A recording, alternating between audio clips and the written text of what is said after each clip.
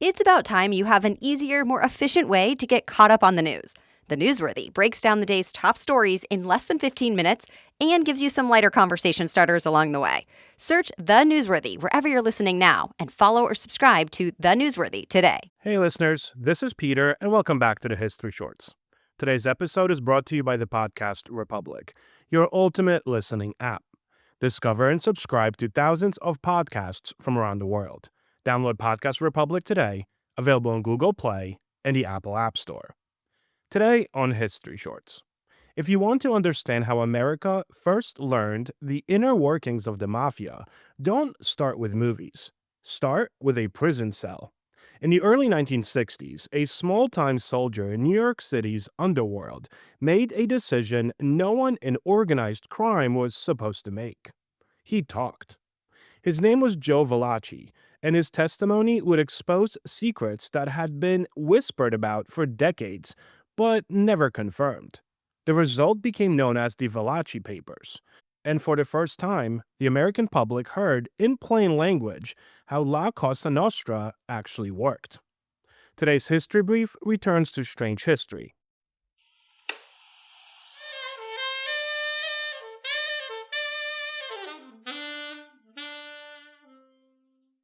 A quick word from our sponsors. When I need to impress someone with a gift, I go straight to 1-800-Flowers. There's a reason they've spent 50 years as the floral authority. Every stem is hand-selected by a vetted florist, and with same-day delivery nationwide, 100% satisfaction guaranteed. That's why millions go to 1-800-Flowers to celebrate life's most important moments. Order now for up to 40% off. Don't miss out on this limited-time offer. Act now and save up to 40% at 1-800-Flowers.com/podcast. That's 1-800-Flowers.com/podcast. This day in history. On March 5, 1770, British soldiers fired into a crowd of colonists in Boston, killing 5 in what would become known as the Boston Massacre. The event inflamed anti-British sentiment and helped push the colonies toward revolution.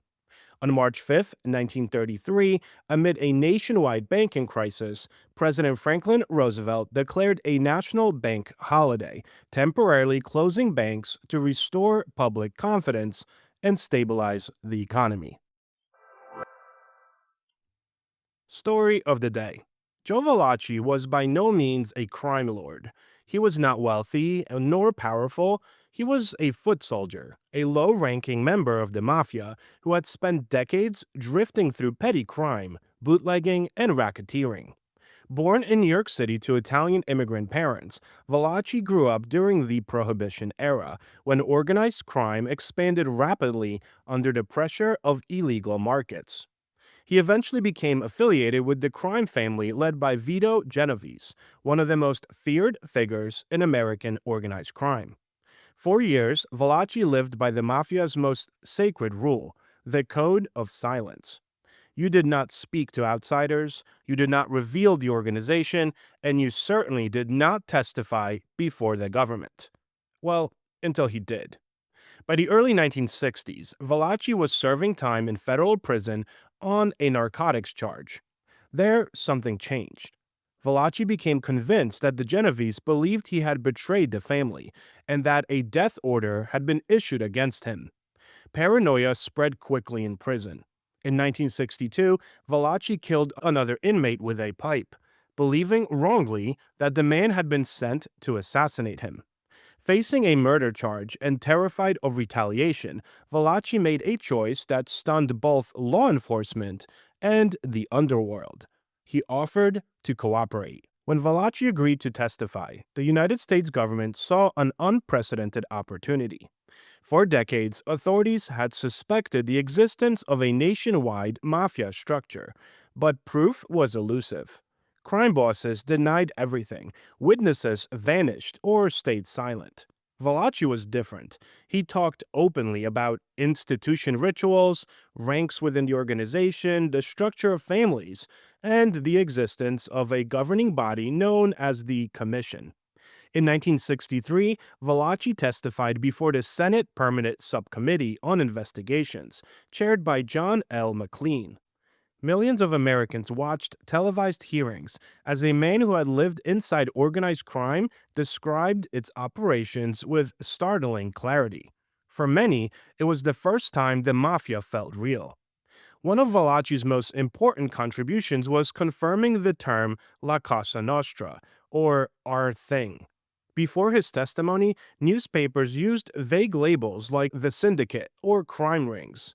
Valachi gave the public language. He explained how members were made, how loyalty was enforced, and how violence maintained discipline. Law enforcement suddenly had a roadmap. Though some details were exaggerated or imperfect, as historians would later note, the broad structure he described proved remarkably accurate. Valachi's testimony quickly became more than a legal event. It became a cultural phenomenon. Journalist Peter Maas compiled Valachi's story into a best-selling book titled The Valachi Papers. Published in 1968, it transformed public perception of organized crime. Readers learned about the hierarchy of bosses, capos, and soldiers. They read about secret ceremonies and ruthless enforcement. For the first time, the mafia was not just a rumor, it had a voice. The book would later inspire films and shape decades of crime storytelling, influencing how Americans imagined the underworld. But Valachi's story was not without controversy. Some mobsters claimed he exaggerated his importance. Some historians argue that he misunderstood aspects of mafia history or embellished certain events. Valachi was, after all, a frightened man trying to survive prison. And yet, much of what he revealed aligned with independent investigations that followed. His testimony helped federal agencies justify new strategies, including surveillance, witness protection programs, and eventually the use of RICO laws to dismantle organized crime networks. Even when imperfect, his narrative changed the battlefield. Before Valachi, organized crime thrived partly because of invisibility. After Valachi, secrecy became harder to maintain. Televised hearings turned mob structure into public knowledge. Newspapers printed organizational charts. Hollywood began adopting real-world mafia stories into films that blurred the line between fact and fiction. The underworld had been dragged into the light, and, well, it never fully returned to the shadows. Valachi did not walk free, however. He spent the rest of his life under government protection in prison.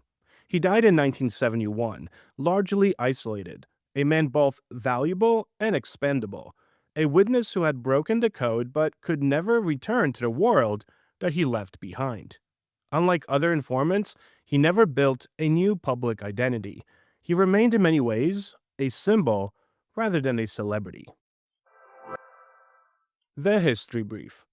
The following comes to us from Strange History by editors of the Portable Press, published in 2016. When Napoleon Bonaparte was about to be exiled to the island of Elba in 1814, the disgraced French emperor tried to commit suicide in order to spare himself and his family the humiliation. But, unbeknownst to Napoleon, the poison that he carried with him had lost its effectiveness, so it only paralyzed him temporarily. He recovered the next day and lived long enough to escape exile, rise back to power, and fight the British in the Battle of Waterloo. The fight involved 200,000 soldiers, 50,000 of whom were killed, injured, or captured. Napoleon lost, finally putting an end to his reign. He died in 1821 on the island of St. Helena in the Atlantic Ocean. Thank you so much for spending some time with me today and helping make this little show such a mighty success. If you are enjoying this show and would like to help with its production, you can always donate a few dollars at buymeacoffee.com or become a Patreon member to enjoy these episodes ad-free. Both links can be found on our website at www.historyshortspodcast.com. I hope you guys check out our YouTube channel and a new series called 25 Events That Made America. Have a great rest of your day, and I'll talk to you guys again tomorrow.